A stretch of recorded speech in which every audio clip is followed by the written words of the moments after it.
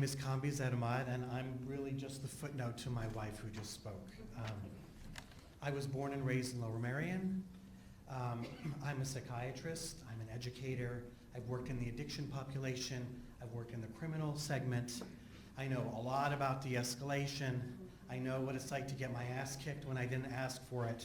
I'm Iranian, so I dealt with a couple of years of hatred towards me as an Iranian back in the hostage time, but I cannot, as a white man, ever understand what it's like to be a person of color or a woman, and I won't pretend that I do.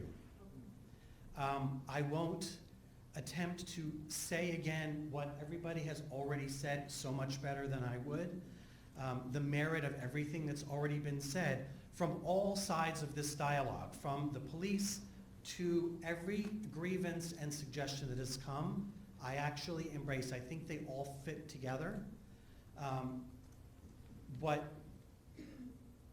I want to address is the question of something that we never really want to talk about because we don't know how to talk about it, which is that setting aside why this stop happened and what led up to the interaction between the driver and the police officer. What I saw when we walked in, like she said, we came to address a different issue, but the incident was on the video. What I saw as a mental health provider, as an educator, as a dad, was the fundamental humanity that every human being possesses. And I've worked with the worst of the worst. And there's a small percentage of people that may be unredeemable. But the majority of us have true, deep, good, golden humanity if we dig deep enough and bring it out, if we're trained to bring it out, if we live in environments and communities that help bring it out.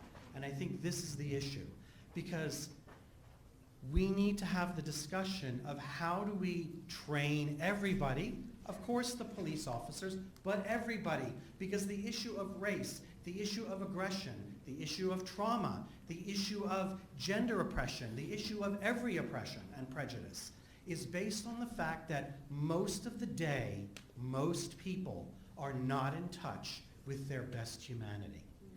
But we've got thousands of years of religious tradition, we've got hundreds of years of psychology and psychiatry, we've got millennia of philosophy and education.